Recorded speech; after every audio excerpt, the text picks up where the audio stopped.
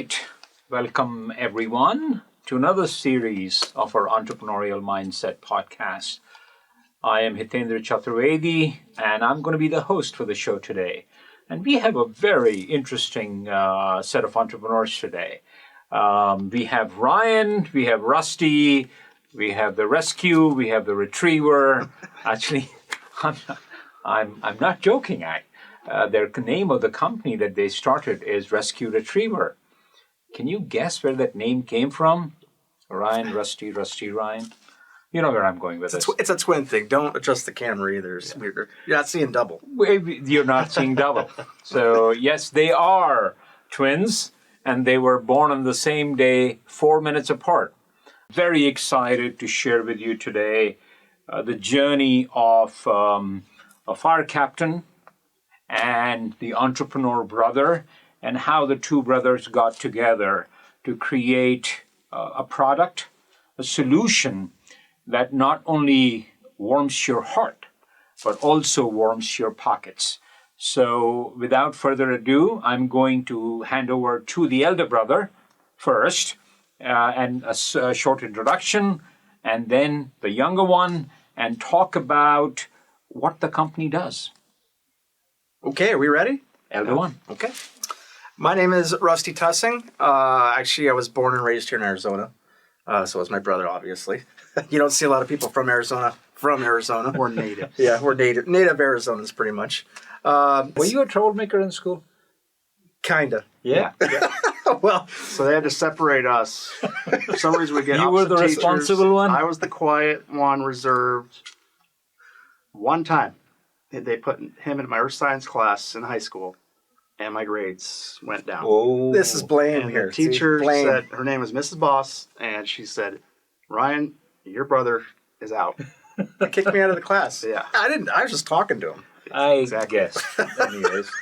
Yeah. Okay. So the journey getting my brother actually came to me about the rescue retriever, and if you guys don't know what this is rescue retriever.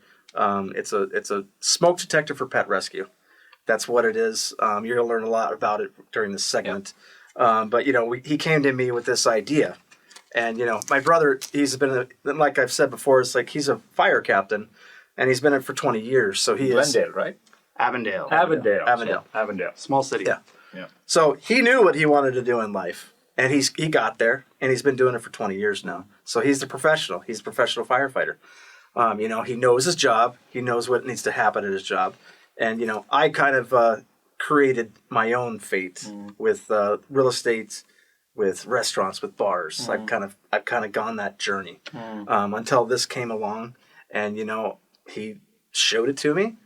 I kind of rejected it at first because I was like, what are you talking about? Like a lot of other... What the heck are you smoking? Yeah, what are you smoking? It'd be like anybody else out there if I went to him, hey, I got an idea. Yeah. Like, I'm not a fireman. I don't care. Yeah. So it's like, so it's that's part of kind of entrepreneurship or even a person has an idea, they want to seek out someone that's going to help them get their idea to be real. Yeah. Why did you come to him? Tell us about yourself. Well, myself, I'm a native too. No, you're not. Yeah, so we grew up in Phoenix Mesa, and then when we went to the East Mesa, my dad put us out in the desert. We were around animals a lot. We had 6 horses. He'd bring home animals from the desert. Wow. He's a fisherman. He owned his own business. He had landscaping companies, and then my parents, they opened up a daycare. In high school, we played football together. I said, I'm done. In high school, he got mad at me, of course, because we were good, because I would be the down lineman. He's the linebacker behind me. I'd take out all the blockers. He gets tackle. So he's the hero. Take the glory. Yeah, he gets the glory. Nobody saw me, but it always became, get the twins in there. Get them in there, because we'd shut it down, right? So he kind of wanted to be a football player. That was his dream. I said, I will never be big enough. So in high school, I did they have a test back then where you say, you put your personality in, and what you should do is police officer, firefighter, military. Senior year of high school, I worked at Carl's Jr., did the stuff like that, but I responded to an ad in the newspaper. It's kind of a fishy ad. It said, do you want to be a fireman? Call us. I called the line, and it was the U.S. Navy. So I talked to the guys, like, hey, why don't you come on? Yeah, why don't you come on down? Clever marketing back then, because there were newspapers back then. So I talked to him, and he laid it on thick and said, everybody's a firefighter in the Navy, and you can be a damage controlman in there. We got you going. Everybody's a firefighter in the Navy? Yeah, because if you're on a ship, you have to know firefighting, because it could happen anywhere on a ship, just like in a house, like anywhere. So I went in there in 1996. So I was in the Navy for 1996 on the USS Nimitz into 99. My parents were my dad was like, good, they could pay for your college degree. He was mad because he wanted to go up to NAU and play football and have a good old college life, right? And he was in hotel, restaurant, business management. So he always had that trajectory, right? So I went in. I think that's when I got the commitment to service, because I ultimately want to be a firefighter no matter what. That's what I wanted to do. I want to be on that fire engine, because I liked it, because you don't know what's going to happen next when you get to work. Every school kid wants to be a firefighter. Yeah, and it's a service thing, and once you get into it, it's addicting. So I got out of the Navy. It took me 4 years. I went to Mesa Community College, got my 2-year associates in fire science, and all the time I was testing for fire departments, and it's just like any other job. You had to know somebody, and there's 1,000 people in front of you in line for applications, and they're hiring 2. So it took me 4 years. I finally got to Avondale. They were hiring reserves. That's just, we got paid per call. So I go out there, they just give me gear. Wow. And I got trained through Mesa Community College through the Tempe Fire captains. And so it took me 4 years. I tested for 12 different cities, including Tempe, Mesa. They all said no, no, no. And then finally, Avondale did a tax increase, half-cent sales tax increase. And I had to go door to door. I had to ask for my job because I had to take door flyers. They'd answer the door. And I'm, a little 22-year-old Ryan Tussing, like, what's this? Sales tax? I'm like, okay, it's to hire me. Like, this is what you're getting. This is what you're paying for. They're trying to do a big hire, 15 people, open a new fire station in Avondale. We're growing. And basically, I have that story with 15 other firefighters with me. We had to ask for our jobs door to door for the taxpayer. Said, you're getting me from this tax increase. So it's an awesome feeling to create value. So after that, I was a firefighter for 8 years on a ladder company, engine company. And then I promoted to engineer, which is driving and pumping operations, and then captain ultimately 10 years later. Fantastic. That's Tell my us story. What prompted you to start this company? And by the way, Rescue Retriever started last year? Yeah, pretty much February of 2023 is when we first kind of got together and put it together. And got together, put it together, and they've done $250,000 in a year, by the way. Yep. So before we get Actually 8 months. 8 months. I'm the correction on I'm that sorry. 8 months, over $250,000. So now I worked hard for that. We both did. Yes. I'm an entrepreneur, and I completely understand what you must have gone through. Yeah. And the credit obviously goes Give to him you. his recognition. Yes. I will cry because I worked so love the hard. recognition. Don't make me cry. I hope you cry. Yeah. I've been doing a lot of that. Yep. See what a life of an entrepreneur is? Yes. But tell me how you came up with the idea. Oh, so over the years... And what is the idea? Yeah, over the years, the fire service, there's kind of two things. Is they want to change, and they don't want you to change it. So, these are all little issues.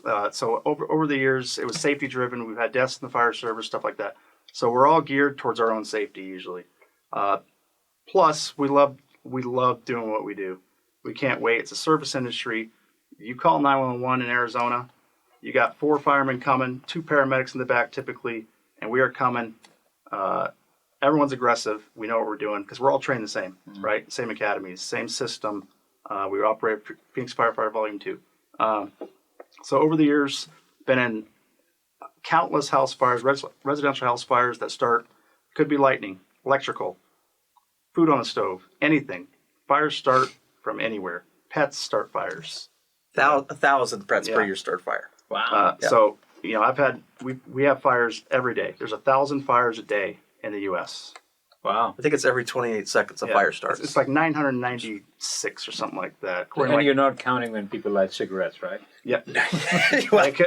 Well, that's probably starts some of them. Yeah. But you never know. So, I was thinking about it, and a lot of firefighters, we get keyed on certain things, whether it's medical or something. I could do that better. We didn't do a good enough job on that. It's all about making it better for our customers and residents, right? Yeah. That's who we serve. Yeah. We don't want to do a bad job. We don't want to, we're there to solve that problem, get them to where they need to go to ultimately fix the whole thing. And so we kept getting residential house fires. Well, we'd go in and we'd knock the fire down. We'd get our primary all clear search.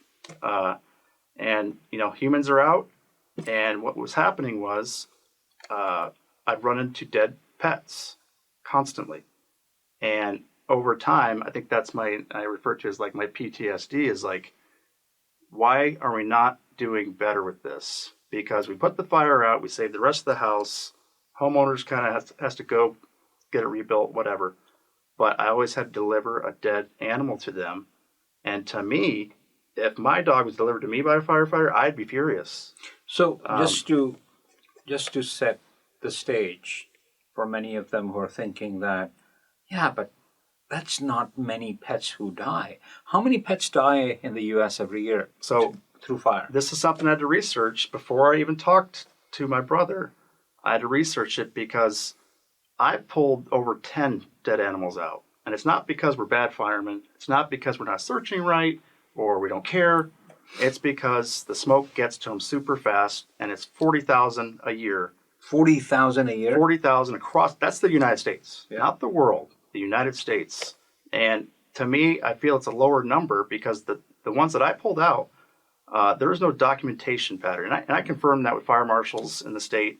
And I kind of figured out, okay, where'd that number come from? Well, it was the Veterinarians Association, right? They came up with that number. And now, 1,000 fires a day, and I tell people just Google how many pets died yesterday in residential house fires. You'll see it every day, and more often than not, their owners with them in the house fire. And not only that number, it's 40,000 plus per year in residential fires, but 500,000 are affected by a fire. Yeah. So not that they've died, but you're going to have skin problems. You're going to have burns. There's a huge, aftercare thought of this. Yeah. So even if you get the pet out, if Ryan pulls your pet out, you're going to the vet with it. That's true. Yeah. That's another thing with this product as well. No, that's so you saw that. Yeah, it's a very hard recovery. So it hit me. I felt like it was not a win for us. We put out the fire, we're high-fiving, but we lost something. And that's something that family cares about that should be with them because that's part of their family. Kids grow up with their pets. For many of the owners, it's their child. Yeah, the therapy dog stuff is huge right now. They're training dogs to do everything. Canines for PD, law enforcement, fire. They can even smell out disease now. Yeah. So dogs, they are our best friend. And veterans too. Veterans get dogs for PTSD. Firemen have it too. And those dogs are extremely important. Yeah. So that kind of built up my my founder inventor style. It was one fire where 5 other entry companies were in the house, and I got operated forward with another battalion chief. They said, go in there and figure out why they're not done with this thing yet. We went in. It was gray smoke to the floor, big 4,000 square foot house, no heat, just gray smoke. And there's turns in this house because it's hard to see. We don't know the layouts of the houses, so it's very hard to see. Well, within 10 seconds, me and the battalion chief, we find a Great Dane on the floor, main floor, by the back door, next to its crate. That the homeowner did the right thing. That's where you're supposed to put the crate, by the back door, so we can find it easily. Now, I got mad. How did all these firefighters, these trained professionals, miss the biggest breed, the Great Dane? So I said, how are you guys going to find a human? But even before that, one of our engine companies in Avondale, they rescued a bulldog out of there before the Great Dane. So they searched, they found it. But maybe it was making noise, maybe it was just in a spot and they grabbed it real quick. So that prompted me to say, okay, I'm not going to get mad at the firemen anymore. I'm not going to get mad at the Chiefs or any training people. This made me come back to the station that day. I said, I need a signal of somebody who knows inside that house, who lives there, to tell me they have a pet and where can I locate it. And that signal is this right here. That signal right here. Yeah, so, I mean, just to read what he was saying, that pet owner took every precaution against a fire. Yep.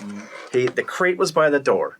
The dog was there. If there was a fire, get him out of the door, right? And it still didn't save that pet, because the pet stayed. And what dogs, especially dogs, when they get scared, they shelter. Like a lot of people, our social media has gone really crazy. A lot of people are engaging with us, and a lot of people say, yeah, I have a dog door for that reason. And we literally have to tell them, your dog is not going to use that dog door unless you trained it to during a fire. Have you trained your dog during a fire to go out that door? Because if you haven't, they're not going out that door. The only reason they go out is to use the bathroom, typically. Yeah. And not during an emergency. And for all they know is the smoke conditions and fire is also outside. So they're going to go shelter. They're going to get scared, and they're going to wait for their loved one, the pet owner, to rescue them. And they're scared of us, too, outside. Of us making noise, our big outfits, breathing air, stuff like that. Yeah. They shelter because they are waiting for us or somebody, hey, I'm ready, come get me. Just like a kid would if they were trapped. How does your product work? So, I'll just introduce it. Well, what we've created is called the Rescue Retriever. It's a smoke alarm, photoelectric smoke alarm. Smoke detector. Alarm detector, but it's silent. And the reason we made it silent is because with this smoke detector, once smoke hits it, this is what it does. It starts strobing just like that. This alerts firefighters when they actually come into your home to search that area first for your pets. So dogs, cats, hamsters, bunnies, I don't care. We don't care what kind of pet you have. It's all about the alert. So when smoke hits this, it starts strobing and it's silent. Because what happens is smoke will start going in your home, your smoke alarms are going to trigger, right? And that is like a tornado siren to pets. Dogs, cats, they freak out.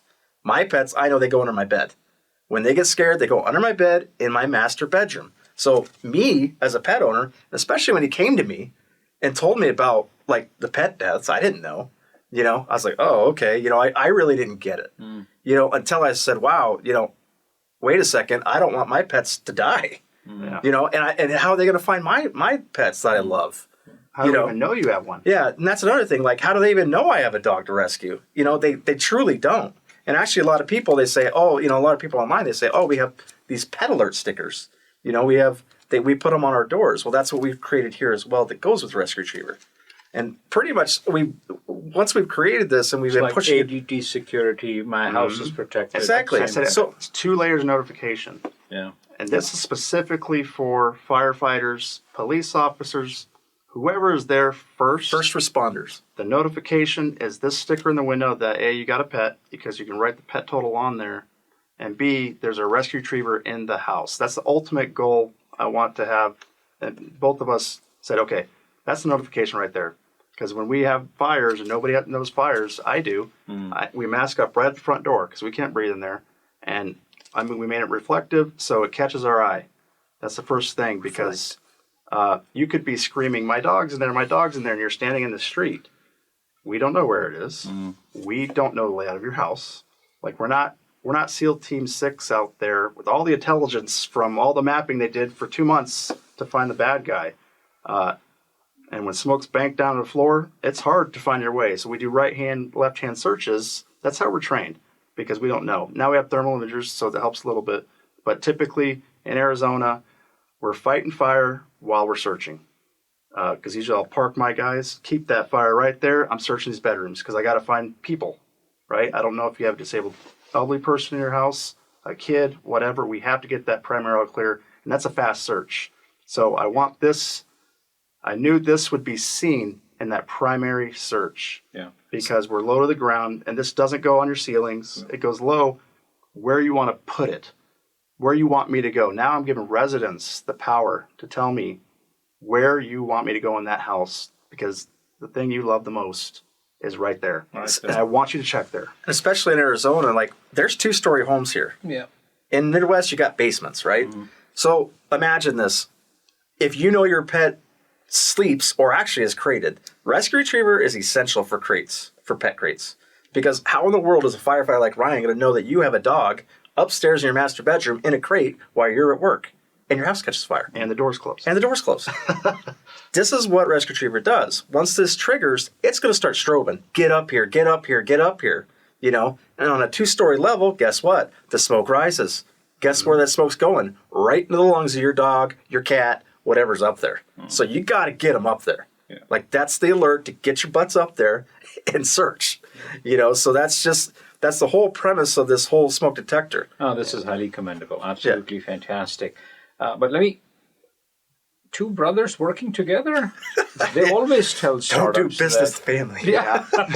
They always say, don't do business with family. How has this relationship been? So how did I make that decision, right? How do both of you made that decision? Because I came up with the concept, but I knew I would have to, A, educate them, make them aware it's an issue, B, convince them that this is something we can solve, because I'm a problem solver. All firemen are, typically. A police officer, we want to solve what's happening to people, right?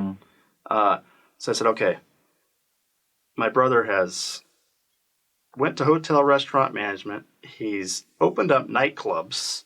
He's flipped houses. He's been in all these industries. I'm going to go to him and say, it's time for a new industry, my industry. Now I am the subject matter expert because I got all experience. I have all of it. Now I have all the knowledge that I've learned in 20 years to back up everything that he can do. Did you guys fight? On the business? Oh, yeah. See, that's cool. Yeah, we sounds like argue about football. Politics. Yeah, like, politics. Who's the referee? Is it your dad? No, Nobody. we self-ref each other. Yeah, people.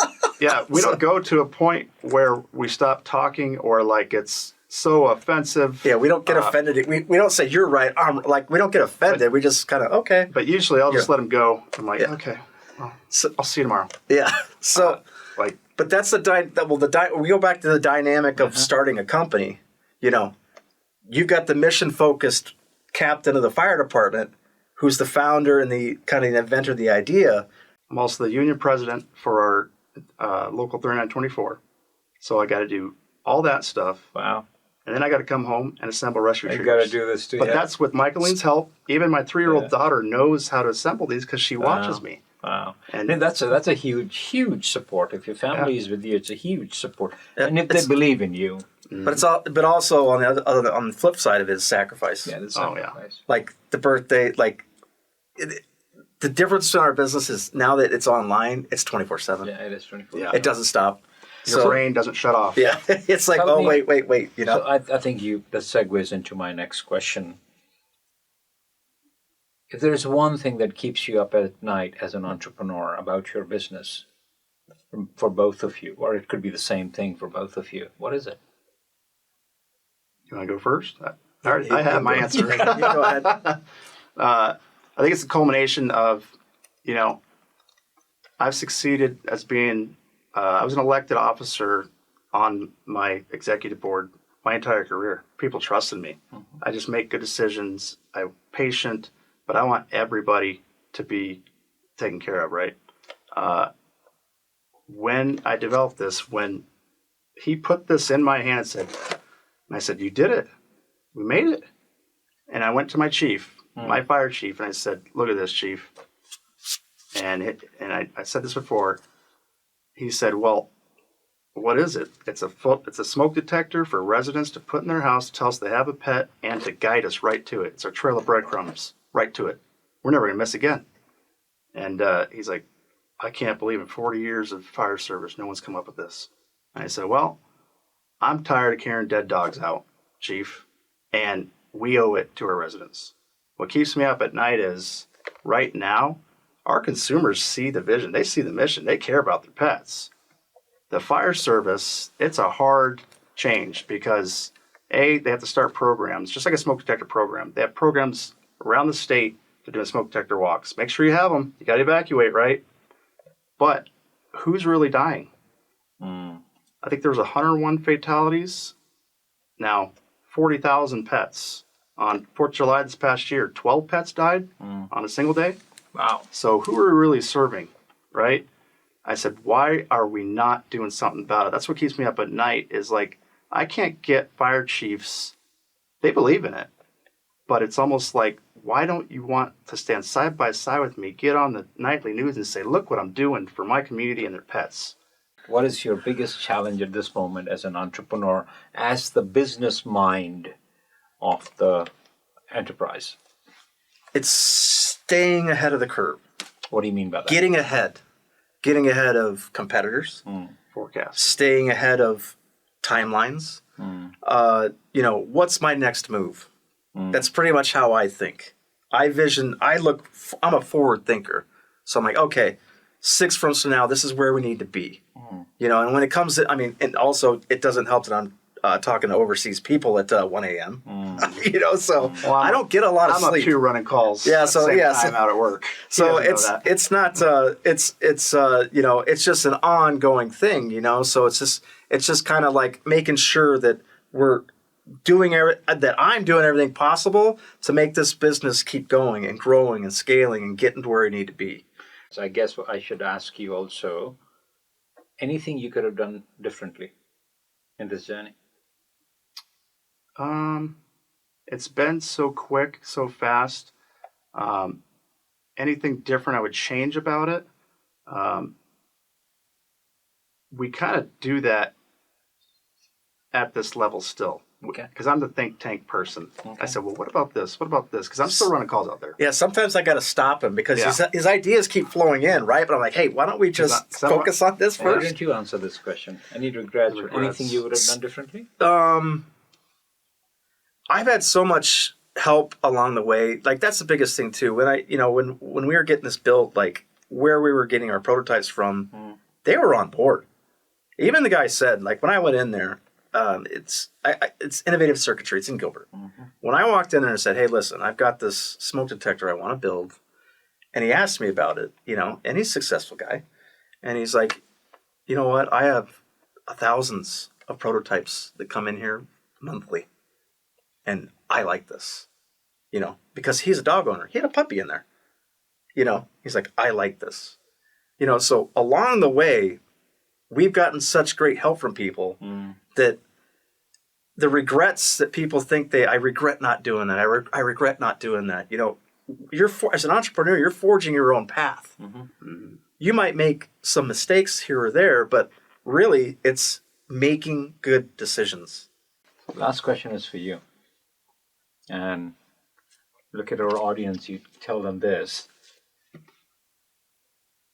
There are many folks, many students, many wannabe entrepreneurs, many people who are sitting on the fence saying, this is too hard. What you do is too hard. Being an entrepreneur is too hard.